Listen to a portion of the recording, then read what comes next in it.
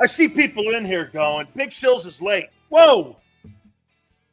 Let me hook you up with something.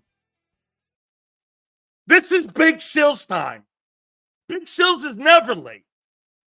How you doing? By the way, we start the program off as we always do with Big Sills. Wow, are we going, woo, knee deep, off the top rope. Off the top rope today. As you get ready for the Saints this weekend, NFL action starts tonight, week 3.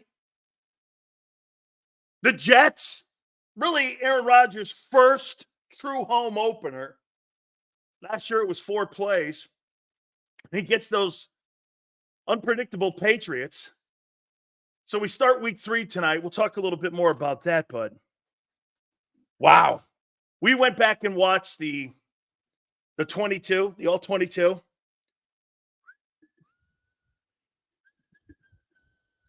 Hey, this is going to be a little bit uncomfortable here today. So wait a minute. I'm going to put a public service announcement out here for you. If all you suck-ass Jalen Hurts lovers are out there and you want to defend him today, you better bring your A game. Because what we have is facts. Nothing but the facts, Big Sills. Okay? You better bring your A game. Hit the like button as you always do. Mayor Reese apologized to each and every single one of you. And he will join us at 5:30 today. So sorry, he said. And I said, Merrill, and I did what Xander said. I went like this. I go, Merrill, you don't have to apologize for anything. You don't have to apologize for anything. Okay? So we told him, we're here for you, 5:30, Xander at 3:30, and you get in where you fit in. That's right. Flexing goes like this.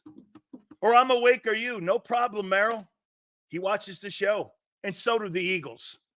By the way, the Eagles are once again upset with me. They're upset with me. You know why? Because I called out their elf general manager again for not tooling that team right. Bargain basement linebackers is what I call them. That's what he does. There's not one redeeming player on your defense. Funny, I've been saying that the entire offseason. Howie thinks he's got a star. We're going to get into some of these players. Okay? Oh, look at Steve. Steve. See this right here? Aunt Betty, I'm going to use a bad word. Pussies are victims, not men. Ain't no victim here. Worms are victims. Steve, for another man to say that to another man, give that man a snowflake. There's no such thing. Ain't no victim. Victim. I wear that with a merit badge, bro. How you doing? Stop playing a victim. Yeah, that's what I do. I relish it, Steve. Playing one, I relish it. I'm the bad guy. I'm the bad guy. I'm the Philly bad guy. Me. Shut up, Prince. Do your job. Prince, do your job. I know Xander kisses your ass. Do your job. That's right, everyone. Throw Steve a snowflake. Whoa. Thank you, Devin. Everyone, throw Steve a snowflake. How you doing, baby? It's okay, Steve. How you doing, man? Hey, Steve, you better have your balls tied like a bull today, homie, because it's going to get a little bumpy. Hey, give my boy Steve a snowflake. He deserves one right out of the gate. Look at this, man. We're 5 minutes out of the gate, and I already got a snowflake. They're playing the victim. Victim. Hold on. You put my merit badge on. Like a merit badge like you have with the Boy Scouts. By the end of the year, I'm going to have my Eagle Scout. By the end of the year here, and all the shit that I've said about the Eagles, I'm going to have my Eagle. I'm going to become an Eagle. Okay. All my merit badges. How you doing? Look at all the people dropping snowflakes. Sorry, Steve. You get a snowflake right out of the gate. I didn't really mean it. It's okay, honey. We might take your snowflake away by the end of the program if you're a good boy. All right, man. I did watch the All-22. Holy cow, man. This is going to be a rough day today. And I mean, this is going to be like, I should wear a mask today. On where it's going wrong with Hurts. My response, I listened to his press conference from yesterday, but I'm going to start this out by saying this. Hey, Howie. Bryce Huff can't start versus the Saints. He can't start. He can't start. You cannot start him. I don't give a shit what defensive front you go to.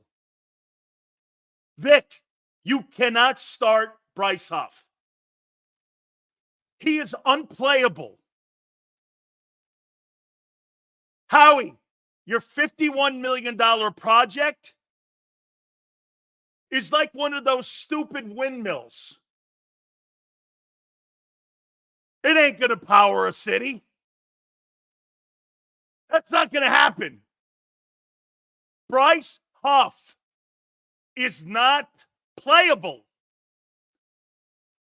He's not playable. Okay? He's not playable.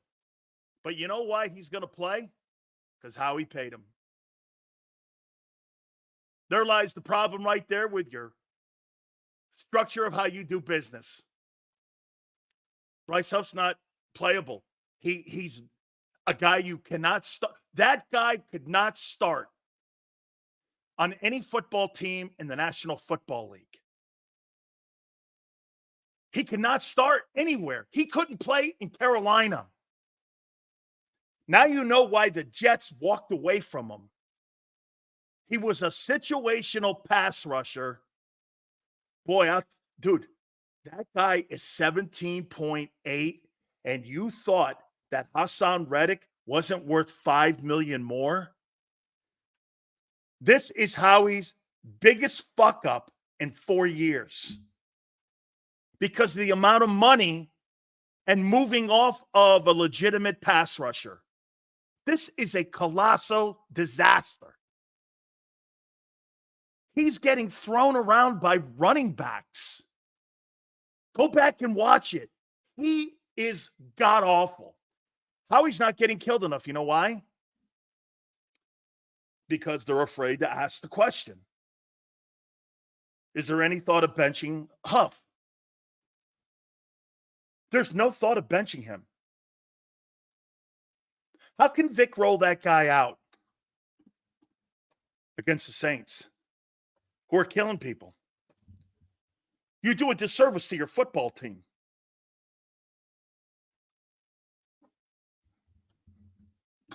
He's not playable. I don't care who you put out there. Bryce Huff, if he starts on Sunday versus the Saints, that's a Howie call. Because no coach in his right mind would put a player out in the first 8 quarters of the season. It's not the fact, by the way, it's not the fact that he's just not getting there. It's the fact that he cannot set the edge. That guy cannot set the edge. That guy cannot play the edge. That guy can't tackle. That guy can't cover. There's nothing redeeming about his game that's playable. There's nothing. I mean, when Hassan struggled, when he first got here, he still was having hits on the quarterback. This guy has nothing. He's not playable. He's not playable. This guy's on roller skates. I went back and thoroughly broke down the Falcon and the Atlanta game because of Hurts and the defense. Those are your two issues right now. Stills a take for, skated by the Packers, lost to Atlanta. We get a 50 burger on us. Super Bowl aspirations a joke at this point. Dude, just let's go. Stamp it. Bro, you got balls, right? No, hey, listen, I'm not there yet. I'm not there yet. Vic said impressed today. I'm going to take the lead of the defense and teach them technique, formation, hinting coaching's been bad on defense. Hey, Xander, give me the one before this. By the way, all super chats go to the front. We had another one before Abe. I don't want to miss it. Bryce Huff received the Sileo Award. He's not performing well in the NFL, but at least he got paid. Titty Booyah, pick up your titty. I did get the $10 one. Thank you guys very much. By the way, these things are ripping through here, and we really appreciate you guys coming aboard with us here. Thank you for the super chats. Thank you, Prince. Teaching technique in his 6th year. Vic Fangio's got to teach technique to a guy that you get this. He didn't really say that. He couldn't have said, I got to teach Bryce Huff technique. And you paid him $17.8 million. Holy shit. Coaching ain't fixing that. Coaching can't fix that. He can't fix it. He cannot fix. Coaching can't fix getting killed. Vic is making an excuse. Okay?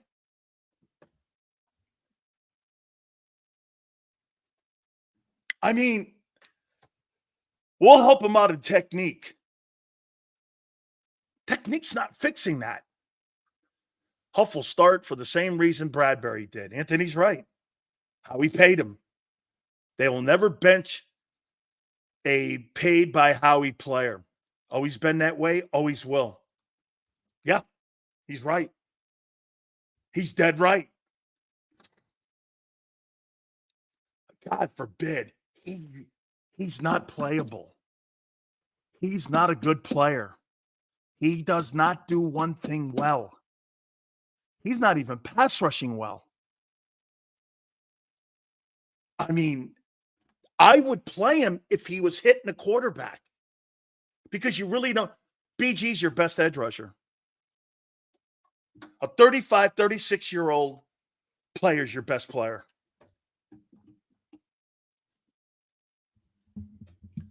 I watched that film. Good night. He's a liability. And he will be a liability. Get this. How many people watched the Dallas Cowboy Saints game? And did you see what they were doing to the Cowboy edge rushers? Kamara wasn't getting touched. Well, these two guys, by the way, let's extend it. You know what Nolan Smith is saying right now? Thank God Huff sucks so bad and he's being paid so much because the focus isn't on my play. He's just as horrible. Nolan Smith and Bryce Huff are the worst edge rushers as a duo in the league. You're welcome, Howie. You have the worst edge rushers. That can't be fixed. And they're undersized. You're smaller this year than you were a year ago. There's no fixing this with those guys. Scheme? I thought Vic said that schemes don't make great defenses. Teaching technique, coaching. Players do. You ain't got the players, Howie. Your offense is going to have to turn this thing up big time. You know, you guys are 6th in total offense right now. You're 6th. You're 6th in total offense. You could never tell by the way they're playing. You're 6th because of Barkley. You want to hear something that's even more troubling? The Eagles are giving up 6.9 yards per rush, the worst in the league. All the things we checked and said to you guys, hey, this has not been addressed. You know what? Hey, Xander, everyone, I don't know if you guys are tired of talking about 23, but why are you losing games the same way as 23? Why are you losing games the same way? If you guys want to move on from 23 and not mention last year, well, why are you losing games the same way? Why are you playing defense in certain situations the same way? Hey, I want to go back to one thing that Nick Sirianni said at his press conference. You know how he says he leans on analytics? Are you using applied analytics? Do you know what I mean by applied analytics? Or are you just using analytics as the metric and how you go about picking plays on that situation? See, to me, analytics comes down to applied analytics. I'll use it here when I need it. And sometimes I won't. I don't want to be beholden to an analytical department where I'm picking my plays out of your hat that have nothing to do with the feel of the game. I mean, this is poorly done and poorly run. Analytics should be applied when needed, not the approach in general. It's a flawed mentality. No matter how good your coordinators are, it won't work. Huff is worse than small hands Pickett. Relative. Not to excuse the DL at all, D-line, but if you never blitz, doesn't it make it easy for the offensive line to know who to block and double team and also allow 5 receivers to go into every pattern and mature the pattern too, relative? Right. But wait a minute, relative. You knew that when you hired him. You knew that. You knew that when you hired him. So you needed to get the personnel to play a cover 2, Tampa 2 type defense. You can't play a Tampa 2 without linebackers. Tony Dungy will tell you that. If you don't have the linebacker play, you can't play cover 2, deep high safety. It's impossible. It is impossible to play that style of defense. But see, here goes again. We go right back to the same scenario of a year ago. You hired Desai and Brian Johnson knowing fully well who they were. And get this, you think it's the coordinators. It's the guy picking the freaking talent. It has nothing to do with the coordinators. You know he doesn't bring pressure, okay? Well, that means you have to have a pass rusher and an edge rusher. Why'd you pass on Brian Burns? Because you didn't want to pay him. You thought it was more important with a guy with 2 years remaining on his contract because he was fucking crying in A.J. Brown. You thought you would address A.J. Brown's situation more than you thought about dressing a pass rusher. Well, let's go back onto that comment. Everybody, including Xander, ripped me on that, and I went like this. Wait, what do you think was a more pressing need? Addressing 2 years remaining on A.J. Brown's contract or addressing an edge rusher? Well, here we are. An edge rusher. No pressure. Can't play the run. Same shit as 23. But you had to go and address A.J. Brown. Congratulations.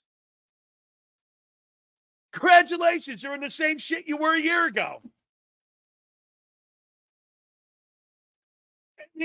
I get Devontae. You had to address that. Thank God. Hey, by the way, I'm wrong on Barkley because he's the thing saving your ass now. Okay? Barkley has been great. Barkley's the MVP of the team. Saquon Barkley's the MVP. You want to kick his ass for dropping the ball? He's the only fucking reason you're 1-1. He doesn't play in that Packer game. You ain't winning that. Barkley, you were right, guys. You were right. Barkley's a player. Barkley's a player. You're right. Saquon's a player. Now, the question for me will be, can he last with all the workload that he's been given? Because it's a lot. What is it now? 46 carries in 2 games? He'll never hold up to that. You got Jalen Hurts at 26 carries in 2 games. You're back to 22. That's okay. I'm okay with that. Because that's how you win games. It's 22. We're going to get to Jalen here in a minute. But all the things you addressed, the contract extensions at the receivers, and like I said, I get the Devin or Devontae Smith one. I don't get the A.J. Brown one. You didn't have to address it. These wide receivers that you have on these teams like Tyreek Hill and A.J. Brown and all that shit, I understand why Minnesota had to do it. Was the 5th year. These wide receivers that demand these new contracts aren't helping your fucking team. That's why most teams move off them. Funny, isn't it? Green Bay's better. Buffalo looks better. Kansas City's better. Why? Moved off Hill, moved off Stephon Diggs, and moved off Devontae Adams. How can that be? How can that be? And right here, get this.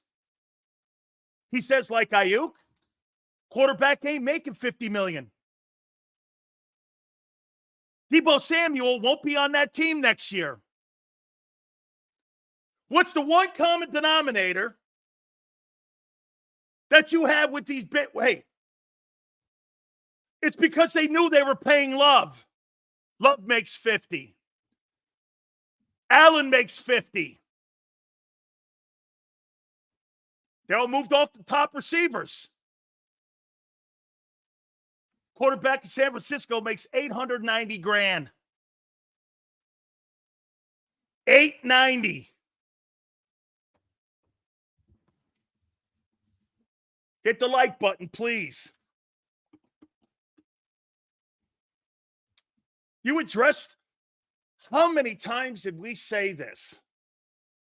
You know what I feel for guys like Xander and all the Eagle fans? You really thought you addressed your defense. I knew full well you never did. I knew the whole time you never did. I didn't think Davis and Carter would be this pathetic. I did not think they would be that pathetic. Our edge rushers are punks. They're getting flat out bodied at the line of scrimmage. This is going to be such a long season, man. This is the fact they can't stop the run. You know what that's going to do to your offense? It's going to force them into 3rd and longs, and you're going to be throwing the ball, and he's going to have – I'll guarantee you one thing. The over-under, in my opinion, on Hurts is 15 interceptions this year. That's the number. He ain't having single-digit interceptions this year.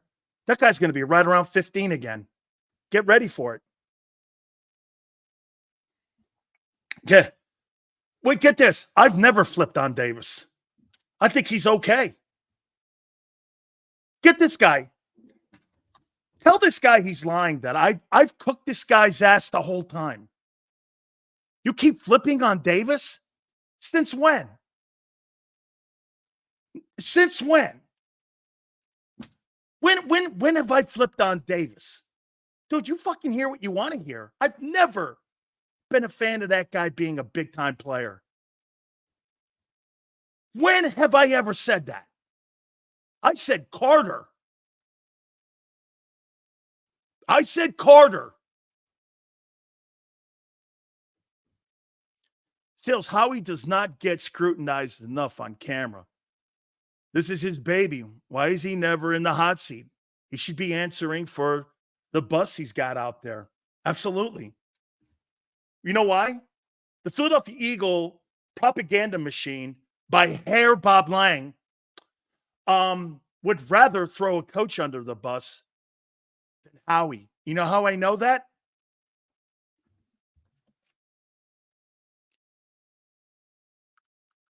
You know how I know that? Let me read you something. Let me just read you something here. Let's see here. You guys will like this. Screenshots. Here we go. Let me go down here. Pull up this Bob Lang special. Let me pull up this Bob Lang baby. I want to pull this one up here. You guys will like this. I'll show you exactly why. This is a text that was sent to me. Here we go. I know that you've been reaching out and text messaging Nick Sirianni.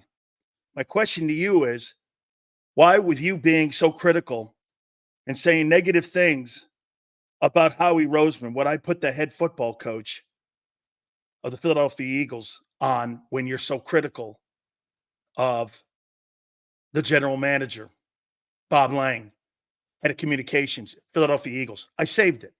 I sent it to Joe Kraus and Xander Kraus as well, in case you want to ask them if that's true. You know what my response was? Hey, Bob, I don't fucking want the GM on. I want the head coach on. I was given the cell phone number by Frank Wright. There.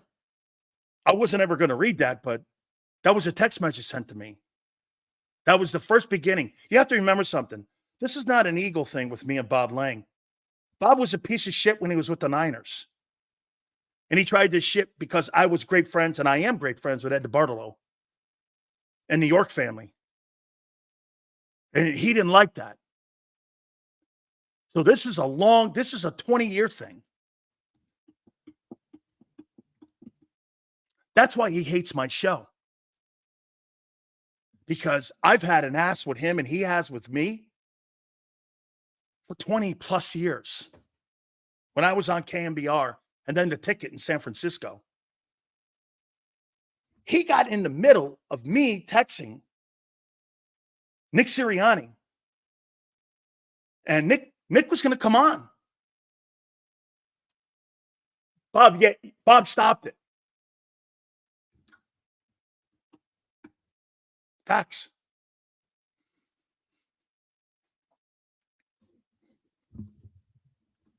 That's why they don't criticize Howie. Media people are told to stand down. So when you hear those people at IP and the Fanatic and not the Inquirer so much, but when you hear that, they've already polluted those stations. The Eagles own them. Bought and paid for. Especially IP. Bought and paid for. You want access? Why do you think ESP has access to the building? Why? Because he was kind to Deshaun Jackson? Why do you think they have access, WIP, to the Eagle sidelines? Why? Because they protect a guy who was accused of sexual harassment? Surely you're smarter than this. Surely you're smarter. That's why when you come here now, and people are flocking here, I mean, we just say it as it is. Hey, Howie, do you regret signing Bryce Huff? Guarantee you he says no.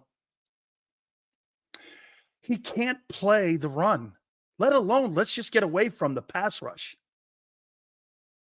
That guy looks lost. He doesn't know what he's doing. There's not a chance in hell that guy will get better. No way. Even Robert Saleh knew that. Even Robert Saleh knows that.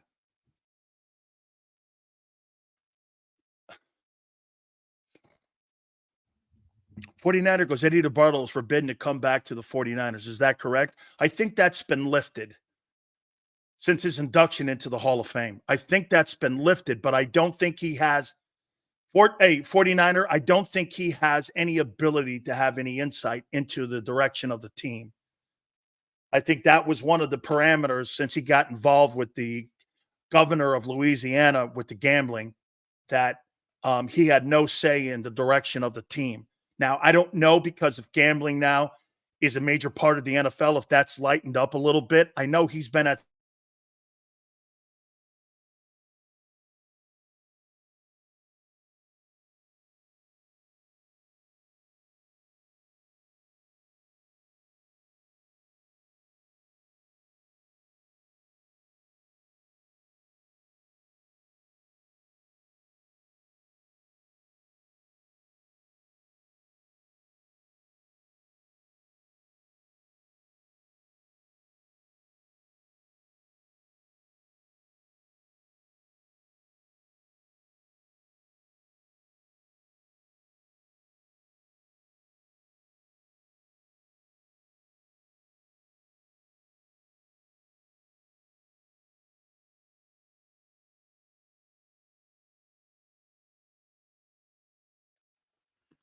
Lost Big Sills for a second, everybody. I'm going to take a commercial break and see if I can get Sills back up. I think his internet cut out. Sorry about that, everybody.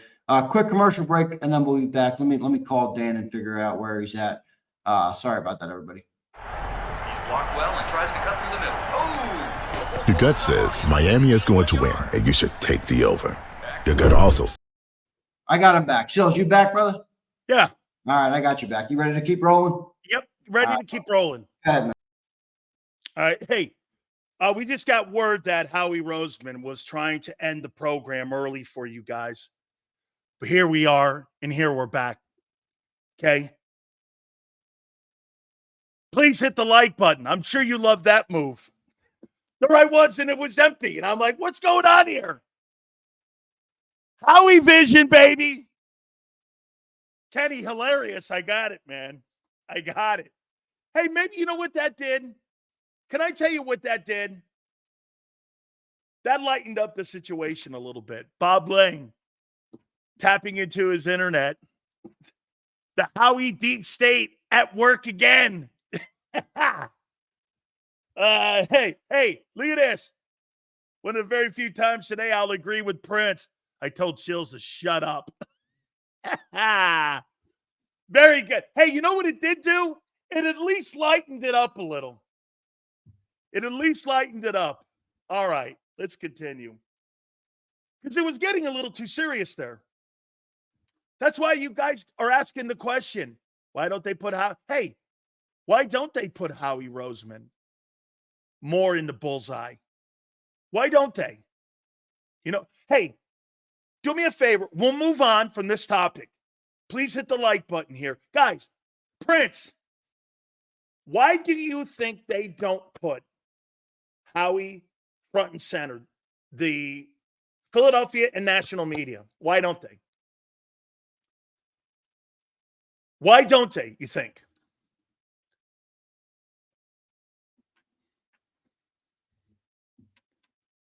Why don't you think they put Howie more on the hot seat? Dude, Nick Sirianni, who gives a shit about him?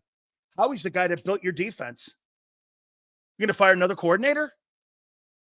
When does it get to a point when you're done firing coordinators? They need to. The Philadelphia Eagles run the city. They do. Hi, Dan. Mr. Laurie's holding that. Here he is. Where's James? Folks, hey, Dan, Mr. Laurie's holding this organization back. He won't hire a real GM and relies too much on analytics. James is right.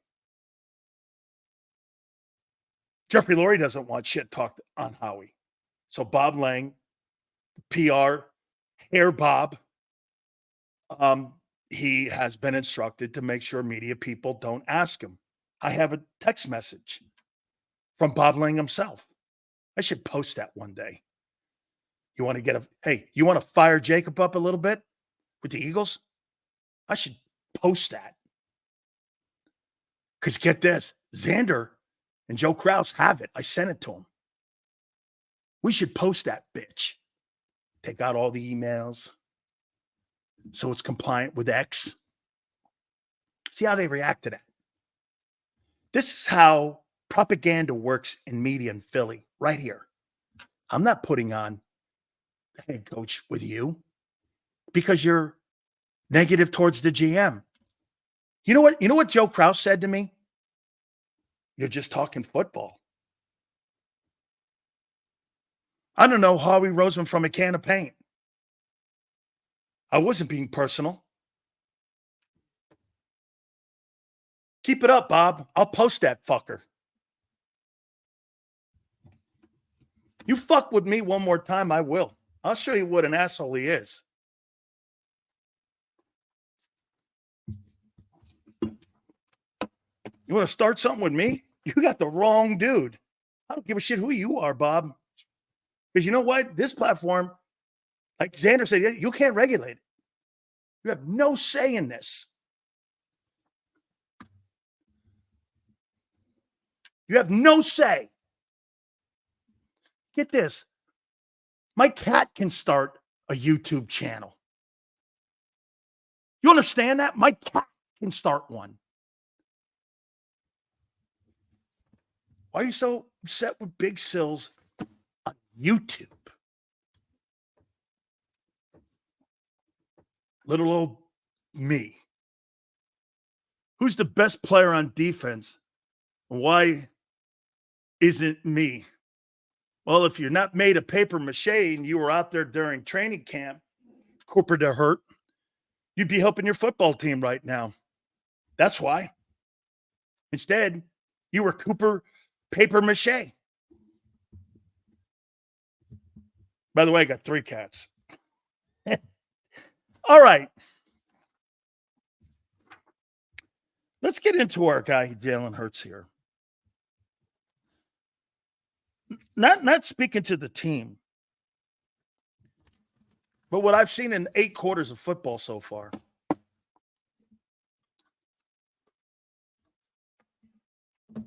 Oh, this is going to be great today.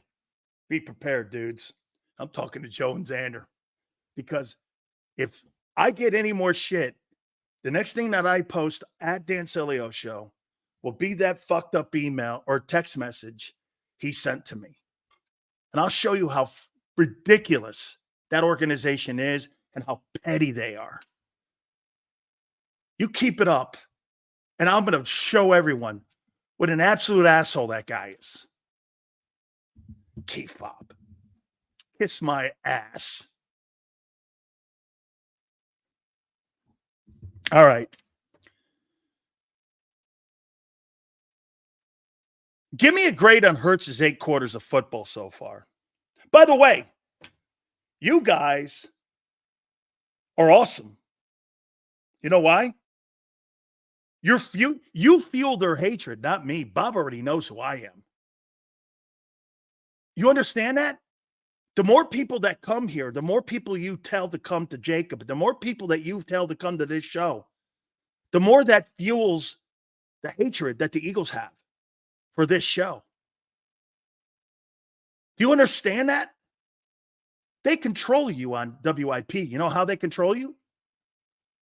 Do you know how? Call screeners. Man, post that shit then. Don't be Mitch. Call screeners. You know what a call screener is? This is Dan from South Philly. I want to get into Howie's ass about something. No way. Click. Hey, I want to praise Howie. Line 3, you'll be up in 10 minutes. What's the question you have? I want to tell him what a great job he's doing by the contracts and everything he's doing for the team. Take call 2. That's how you do it. I was in radio for 27 years. I know exactly how they do it. Hey, Prince on line 2. He wants to kiss Nick Sirianni's ass and tell him what a great job he's doing. And he thinks he's getting too much blame. Line 2. This is Twiz. I want to get into the owner here and tell the owner why he needs to hire a proper GM. Not happening.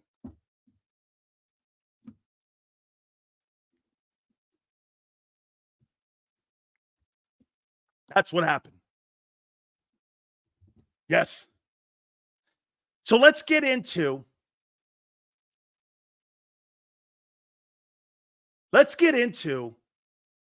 Jalen Hurts. Give me a grade for Jalen Hurts. First 8 quarters. C. Okay.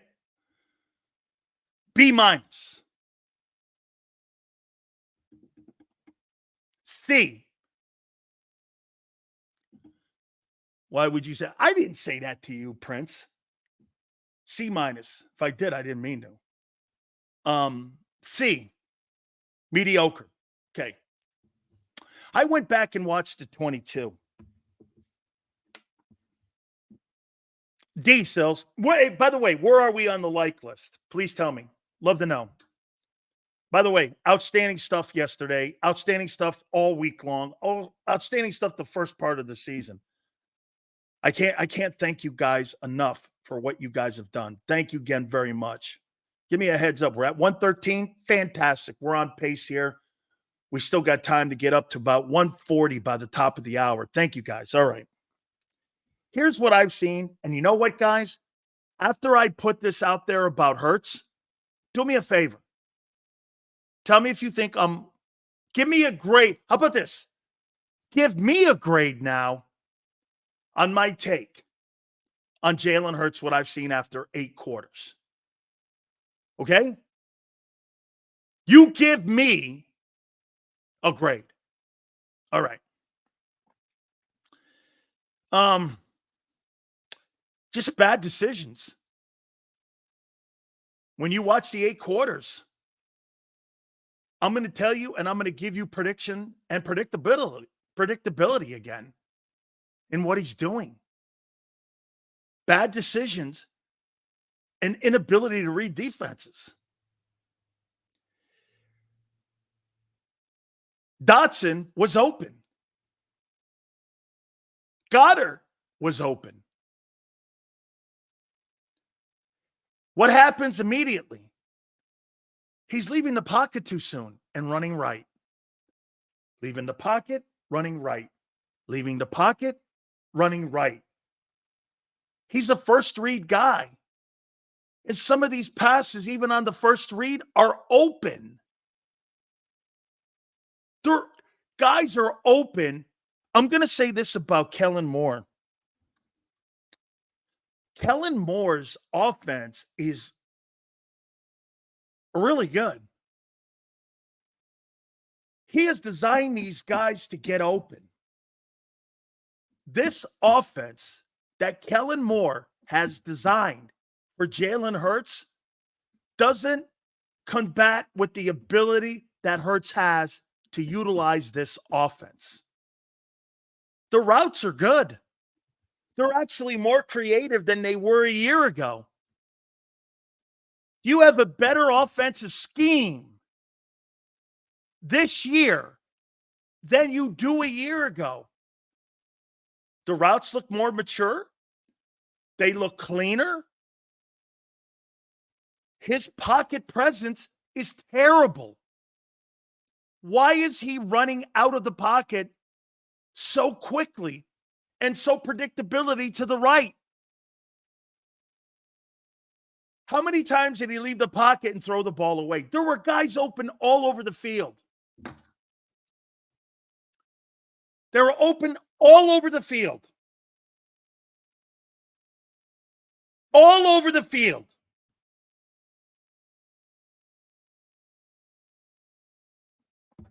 I mean, he does not excel in the basic reads. He is not excelling at being a pocket passer.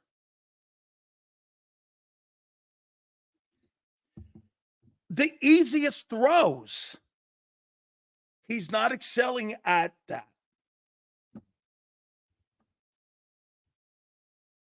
I mean, his confidence in the pocket looks shot.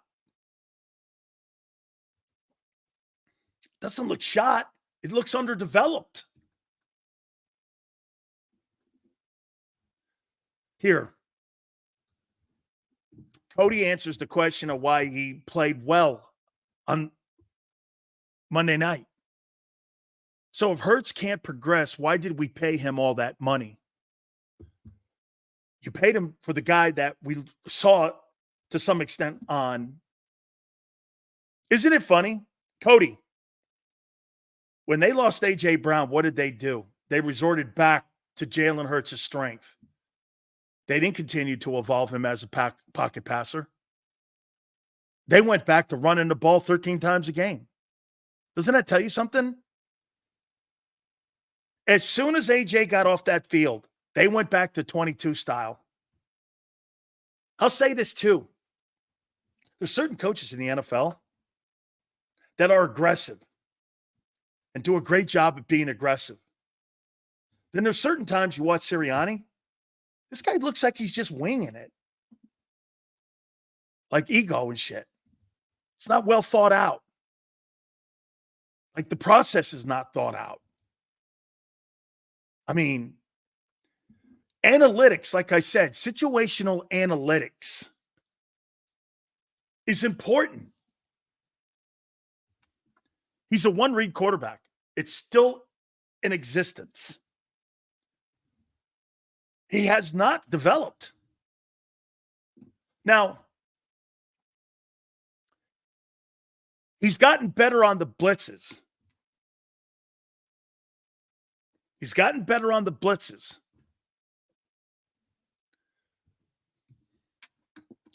PI thinks sales grade A+, sees bailing Hurts. That's what it is. He's bailing. Like he's running out of the pocket too soon. Why? You got guys open all over the field. Can you not see them? There were a couple times Dallas Scott had trouble getting off the line. But majority of the time he was wide open. I don't understand what's happening here. I think that offense is too complex for him. That Dak Prescott offense, he can't run it. They need to simplify it more. Because you got guys wide open everywhere. That game should not have been. Here, guys, I guess what I'm saying to you is that game should not have been close. That game should not have been close. No way. Jalen gets impatient in the pocket. O-line's still great. Absolutely. Moore's play design on the 4th and 4 was brilliant. It was. Where did you see those guys? I watched it 5 times, didn't see that. I'll rewatch it now. Go ahead, rewatch it. Rewatch it. Especially down in the red zone. Watch him bail right.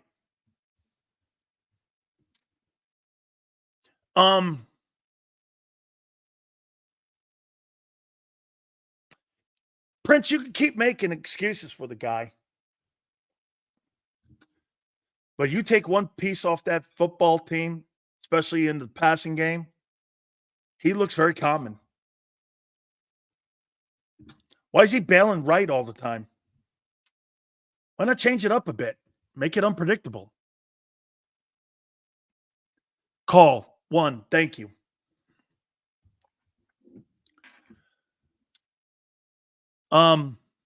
Joey, Dotson has been open. Both games, no, Jalen doesn't see him. Cosell pointed it out.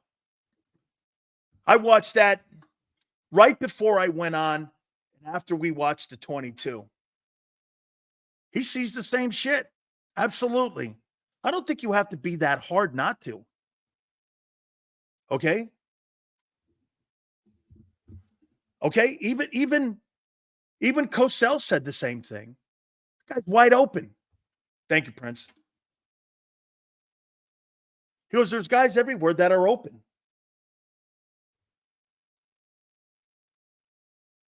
Hurts doesn't blow. He does not blow. Okay? He doesn't. He's a good football player. But that offensive design by Kellen Moore is not helping him. Trust the O-line. It's been the best he will ever have. Absolutely. Hurts did not read the cornerback blitz when Bates was coming in, but still made a play running out of the pocket to get Smitty the ball down the field. That's what he's really great at. When he would have thrown a quick pass to Dotson for an easy grab. He's leaving that pocket too soon, in my opinion. He's just leaving that pocket. Jeffrey looks at the clueless fans as a GOIM will sucker them every year, give them crap on the field. They will still come in line as pockets. They do everything right except the last championship things. Dude, when you had the proper coaching, look what coaching did for you. You won with backups. Doesn't that at least tell you something? When you have quality coaching on the field? That 2017 team did not represent Howie Roseman. It represented Doug Peterson. It's the last time a football team in your city had the personality of its head coach. Am I wrong? Let Jalen run a Raven style. Let him run the 22 offense or the offense I saw on Monday. You're going to win a ton of games doing that. Or are they turning him into something he's not, just like we did with Wentz? Anthony. Remember when I told you, Anthony, they're coaching him the same way they coached Wentz? They are. History's once again repeating itself. They think they know better when they don't. Let the coaches be coaches. Let GMs be GMs. Why does everything have to be under one umbrella or in one sandbox? Why can't you allow a coach to develop a player? Hey, let me ask you something. Do you actually believe that Les Snead, Kevin Demoff in Los Angeles is in any way, shape, or form involved in how Sean McVay deals with Matthew Stafford? Do you think in any way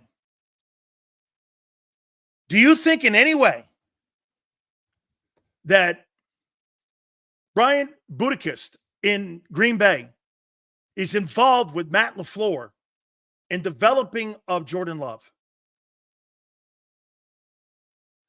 Do you think Andy Reid sits down and asks Brett Veach what he thinks Patrick Mahomes should do on 3rd and 3 with minutes left in the game? Think he asked the general manager any of that? Big Sills, Hurts needs a constant coach. What he needs is someone to have the front office have its boundaries. The front office has no boundaries. Look at the defense. Look at the defense. That defense is the responsibility of that defense being where they are right now lies at the feet of one guy. Howie, because he empowered him. That defense, without a doubt, make no mistakes, is at the feet of Howie Roseman, not Vic Fangio. You fucking knew who he was when you hired him. But you still refuse to get the pieces that he needs and requires to run that high too. Why didn't you get Justin Simmons? Hey, do you think there's any coincidence When A.J. Brown went out, that Jalen Hurts didn't have one plus 20-yard pass down the field against the Falcons? Why? Because you had Bates and Simmons.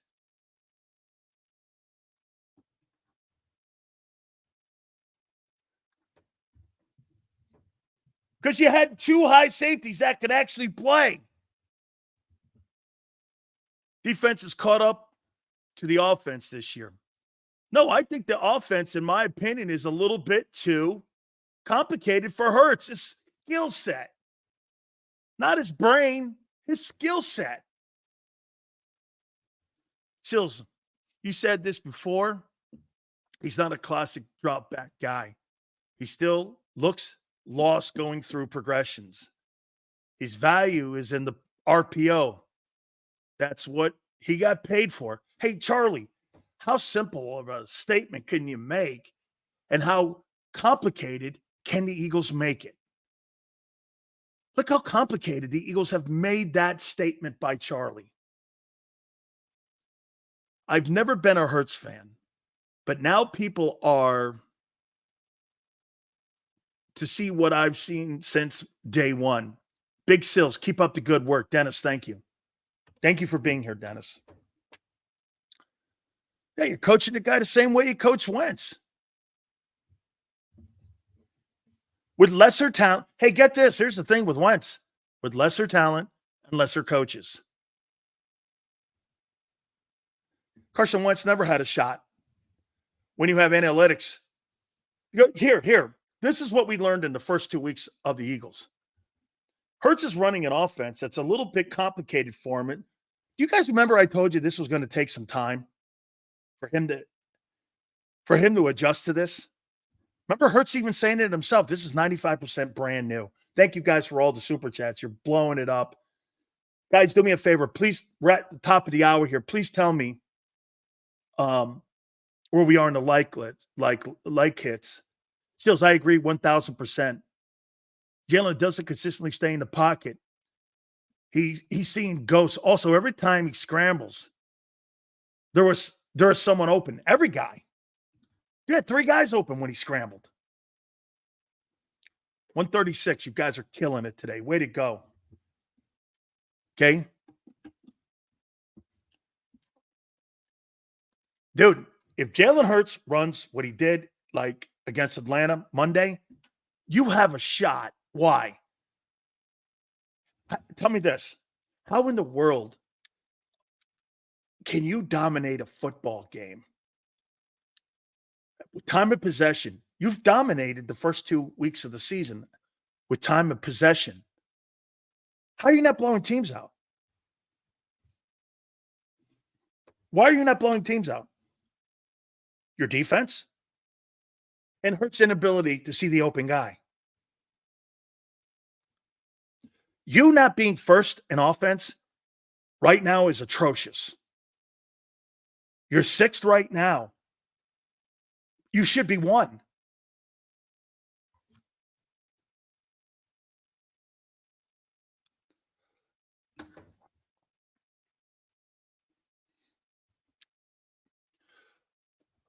That's what we've learned here.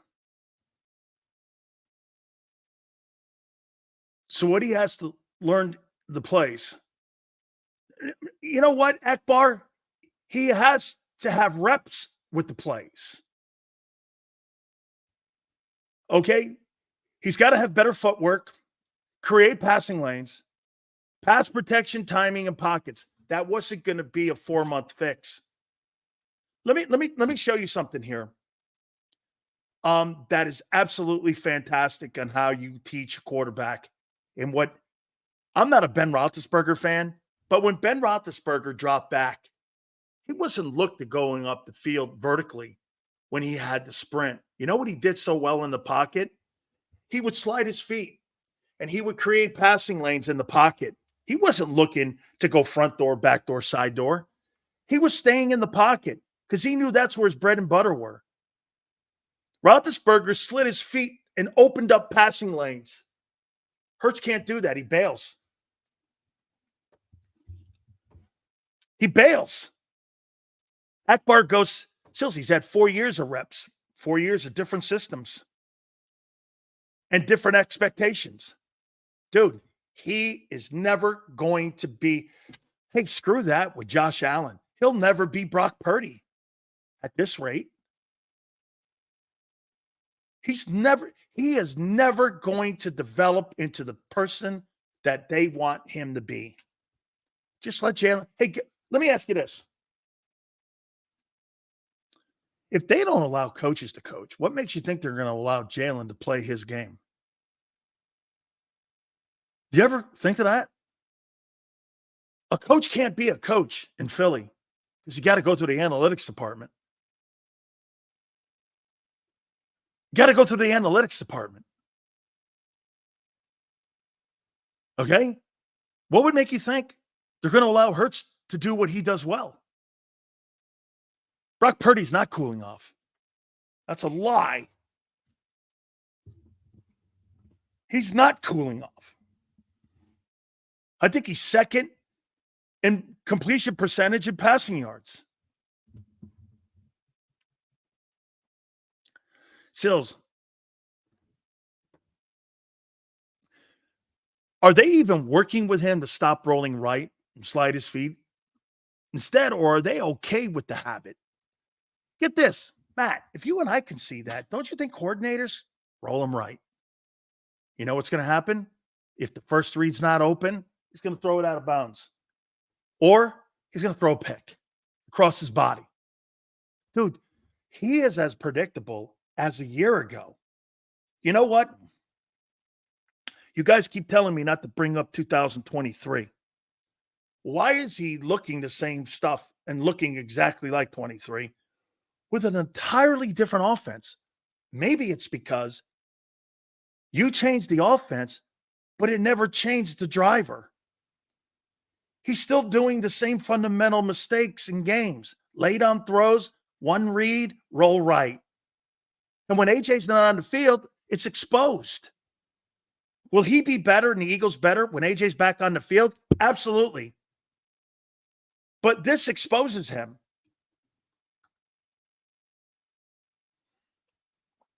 It exposes him. Jalen Hurts is exposed when A.J. Brown's not on the field. Mightily. Get this. This is not hate. This is just watching the film. Just watching the film. It's not, honest to God, it's got nothing to do with my thoughts on it. And it's just late on throws, one read, first read, roll right, Devontae. Rest of it, he can't find Goddard. He can't find Dotson.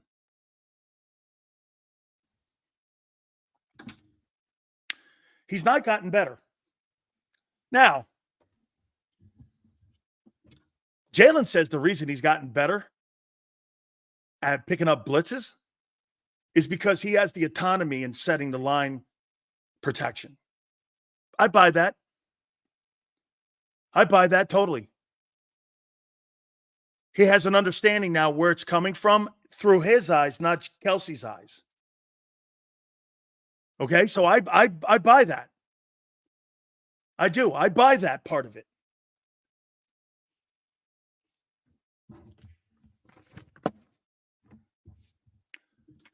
I mean, I don't really know what else to say here.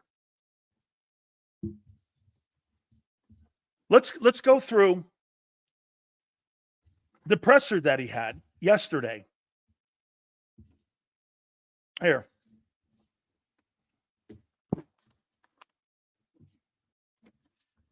By the way, folks, Jalen will keep you in ball games playing like he did on Monday. Hey, isn't it funny? I just thought of this, and how come Jalen Hurts looks better as a quarterback without A.J. Brown on the field? You know why? He goes back to using his legs and using the things that made him get that $250 million contract. Isn't that true? People were like this, man, we saw Jalen Hurts. Why? Because A.J. wasn't on the field.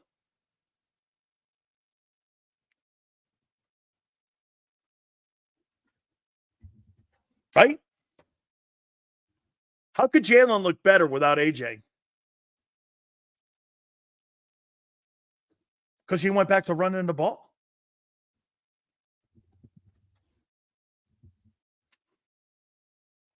Okay. So I went back and I wanted to listen to Jalen Hurts talking about the team, himself, being prepared, not and some of the things that happened in the game. And this was yesterday. Said he spoke to the team, kind of said it evolved like that. That stuff happens. I know some people had a problem with the coach not saying anything.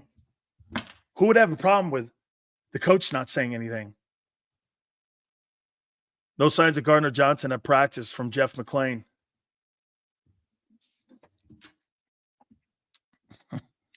That's $8 million. Why would anybody have a problem with the head coach not saying anything after a game? He has no role anyway. Anything he would say after a loss like that would be inconsequential. He could tell me to give me the Newt Rockney speech and move on and press on. I'd be like, hey, dude, I'd rather have you tell me how to crochet than tell me about the Saints coming up. Give me a crochet pattern, on my plane flight down to New Orleans. And that's going to be more helpful to me than you telling me to move on. I mean, I don't really care what he says.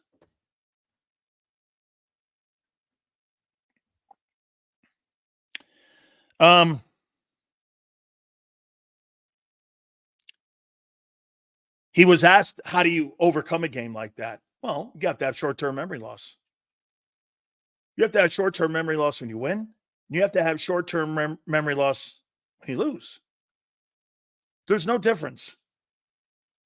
You can't bask in the sun, and you can't stay in the mud. You got to pick up and move on. Because one loss can cost you 2 losses if you think hard enough about it. And that's what you don't want.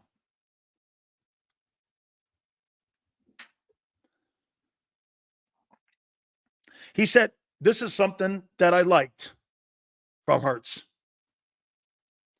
Get this. The interception at the end of the game. He said, we took a shot with the play at the end of the game, hoping somebody would make a play.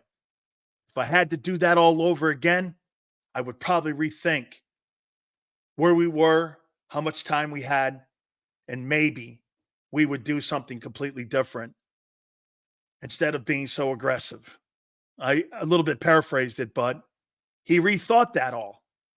Maybe what we should have did was go for the field goal. Okay. You learn from that. I'm okay with that. You learn more from losing than you do winning. Is Nick the cancer on this team? Christopher, it's a funny question that you ask. Is he a cancer on the team? The problem becomes this, that when you have a situation like they did on Monday night, and Christopher, when you hear the head football coach go like this, well, the analytics said that the play that they threw to Barkley was a high success rate, but it also had a high failure rate. And they went off the analytics instead of using applied analytics. The coach should have stopped it. Hey, let's do this.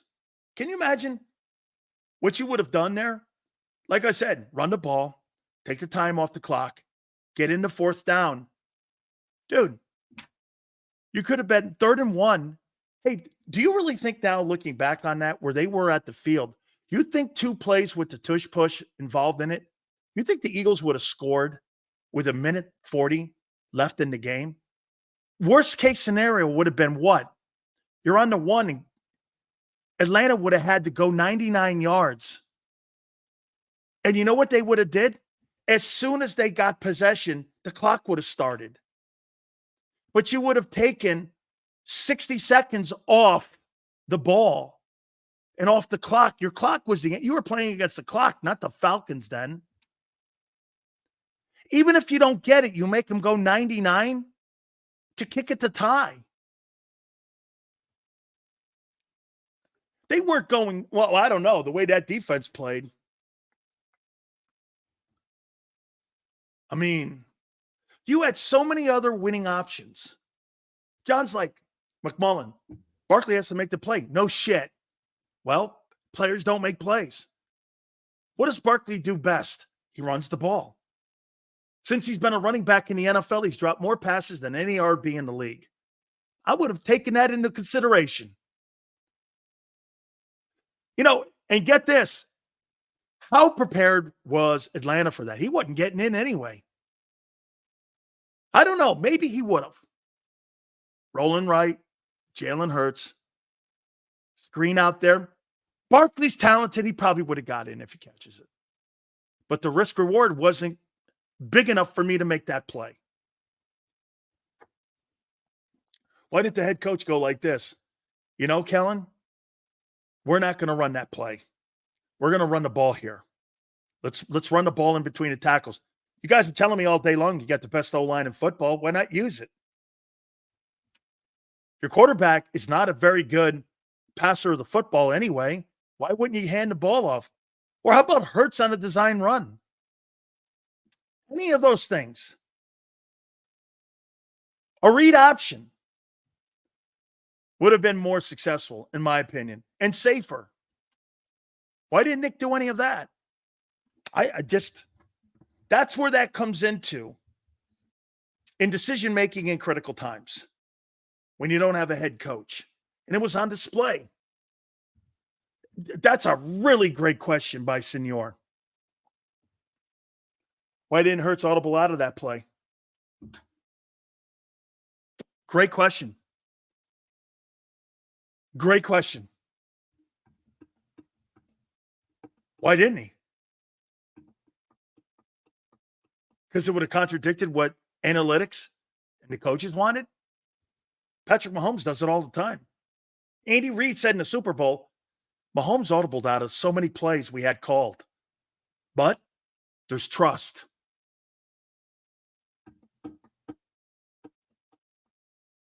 How many times did you hear Andy Reid at the post-press conference at the Super Bowl go like this?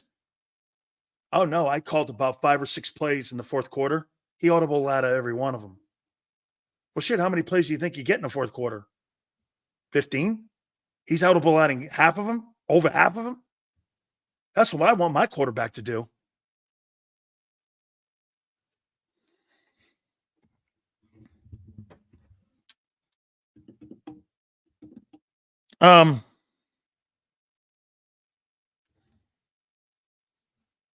He said that to work with Dotson, we have to get on the same page. No, you have to see him. Getting on the same page? How can you get on the same page when he's the third option? And you can't see the second option. This guy is a cookie cutter reading of a defense at this stage in his career.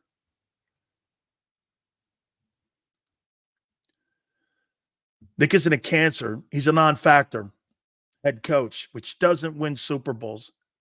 Every week we have a head coach disadvantage.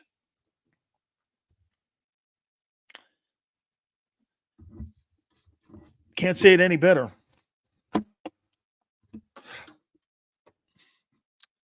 Can't say it any better.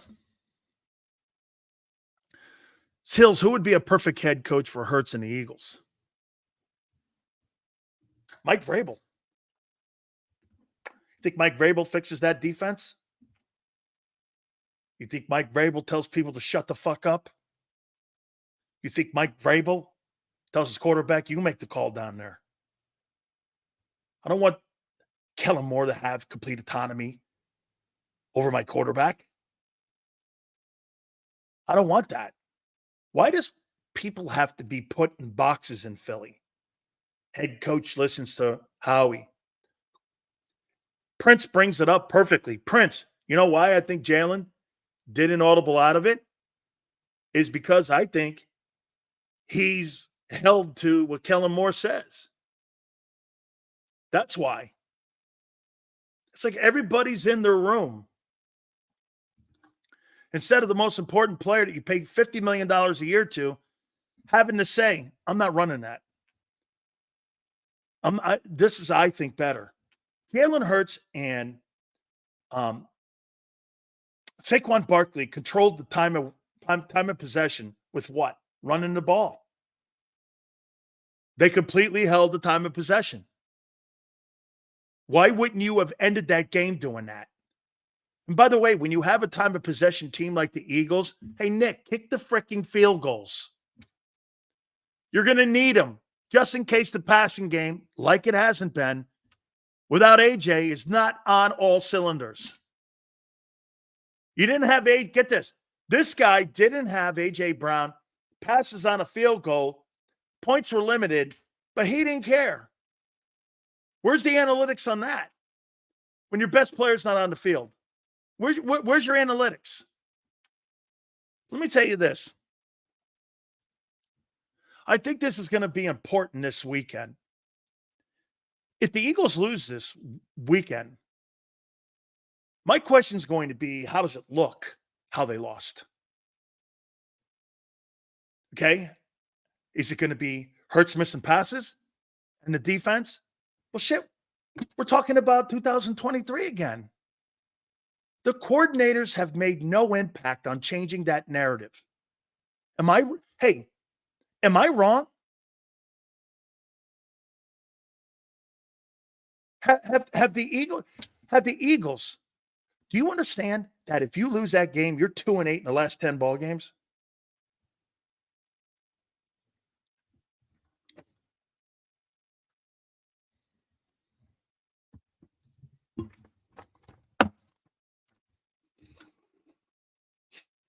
Cosmo, Howie is the cancer. Howie needs to know his role. He doesn't know his role. You know why? Because Chip Kelly broke down barriers in that building. He broke barriers down in that building that Howie will never, ever have put back up unless he's canned. I'll tell you how most organizations are set up.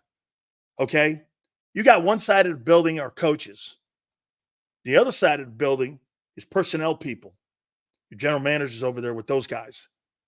Very rarely does a GM get involved in any way when it comes to the coaching. Let me ask you this. Do you think the general manager gets in to meetings with Mike Tomlin on what Mike Tomlin's going to do? Mike might invite him in because if there's personnel needs at certain situations, especially coaching meetings, I bet you Mike, you know what? I'll ask Alfredo Roberts and Carl Dunbar, if the general manager is in meetings with Mike Tomlin in Pittsburgh. I'm going to ask him that.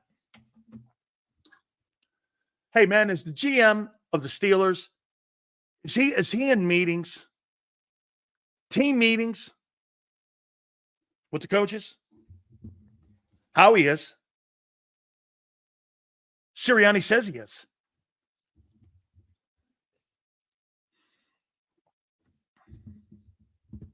Get this. When's the last time Mike Tomlin won a Super Bowl? When's the last time Philadelphia had a head football coach that the team resembled the identity of its coach? Oh, wait, you fired him. Oh, wait, you fired the other guy, too, that won a Super Bowl. Fired 2 Super Bowl coaches for Nick. Okay. Can't justify it. Can't justify it.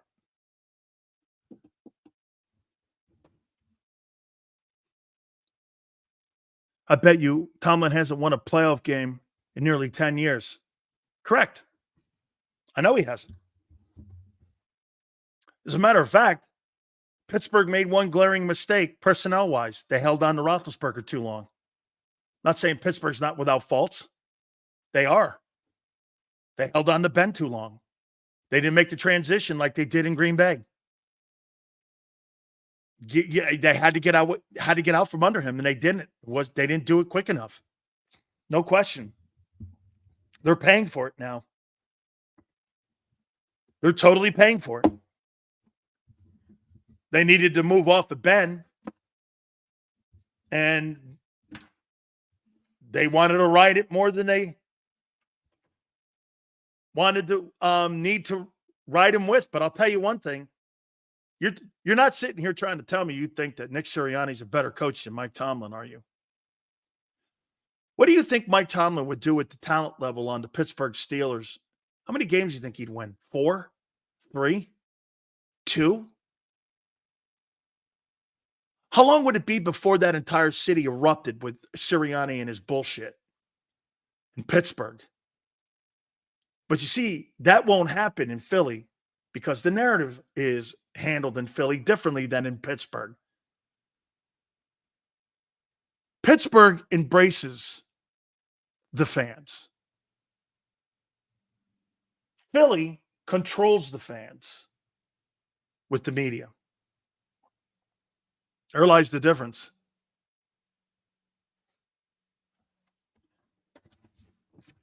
And by the way, that's not an indictment. You're not a better fan base than them or the Steelers. That's not an indictment. It's just handled differently. It's just handled differently. He goes like this, at the same time. Here's a funny thing. At the same time, the Steelers stink, and they're 2-0. Okay? And they beat Atlanta. Hey, I'm awake, or you? You say that Pittsburgh stinks. Well, they spanked Atlanta.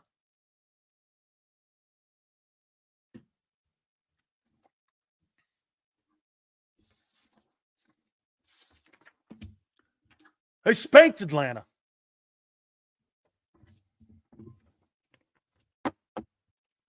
I mean, am I right?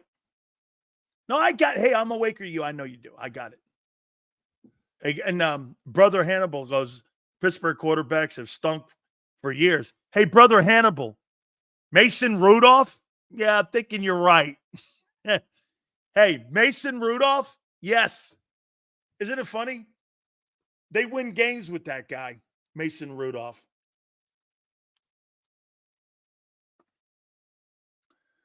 We also don't have TJ Watt and Cam Hayward.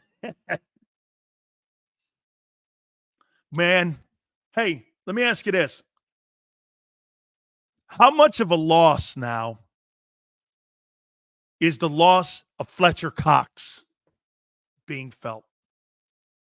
You know, everybody was saying how much of a loss that Jason Kelce was going to be. How much of a loss is Fletcher Cox now?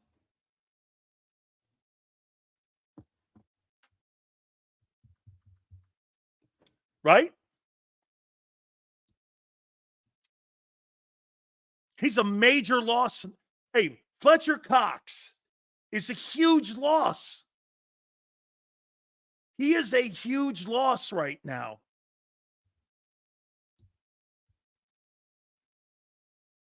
I mean,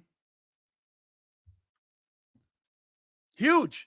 I just found out general manager in Pittsburgh,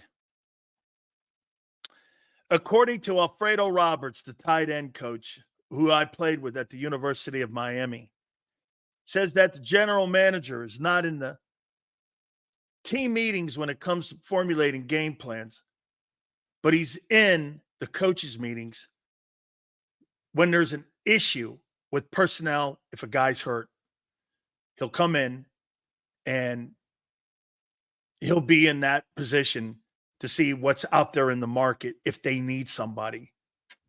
If there's a deficiency at a position, O-line, running back, what have you.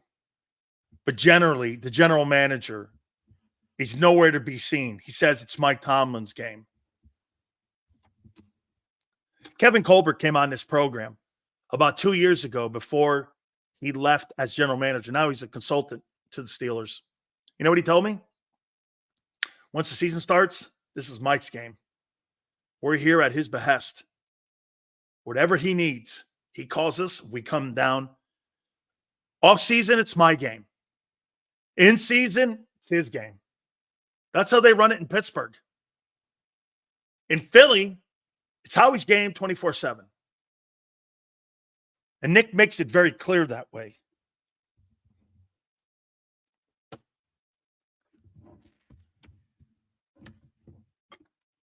Hit the like button.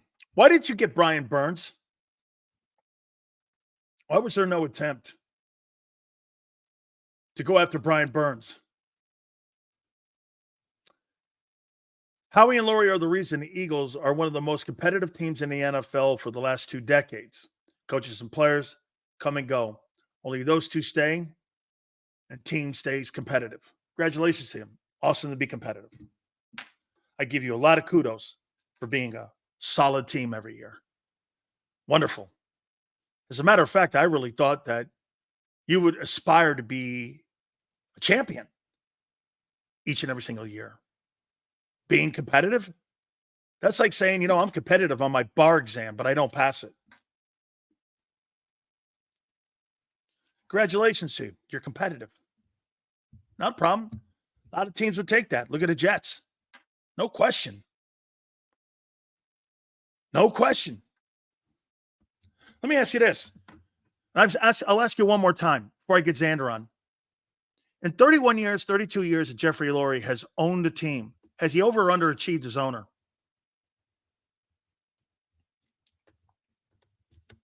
What would you say? Well, damn, we're good every year. Okay. That's not what I asked you. I asked you, do you think he's over or underachieved? With the money you spend, have you over or underachieved? How about, by the way, in the last 3 years, have the Philadelphia Eagles over or underachieved?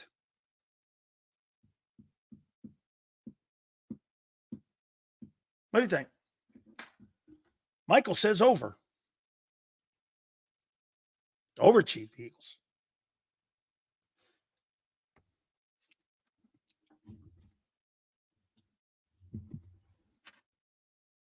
Just one Super Bowl, just won't cut it. Both underachieved. Aren't these teams spending money? Aren't all these teams spending money? Like who, KC? Do you know Patrick Mahomes is the 12th highest paid quarterback in the league? You know why? He pulled a Brady on all you. You know what I'm going to do? I'm not going to be the highest paid player. So you know what I mean? I'm going to reinvest in my team so that everyone else on the team can eat. And that's why they're in Super Bowls. 12th highest paid player in the league at quarterback is the best guy we've seen maybe in NFL history. That's by design. Jalen Hurts makes more money than Patrick Mahomes. Oh my God. I don't know why I laughed there. I don't know why I laughed there but holy cow, here we go. I don't know where this thing's going to go here now. Because, you've heard me now. I told you I was going all elbows off the top rope. And I can only imagine. My ears could be bleeding by the end of this here. So I don't. Now, he did modify his win total yesterday. I gave him an opportunity. You get one mulligan a year. The co-host of Birds 365, our friend and partner in crime, Xander,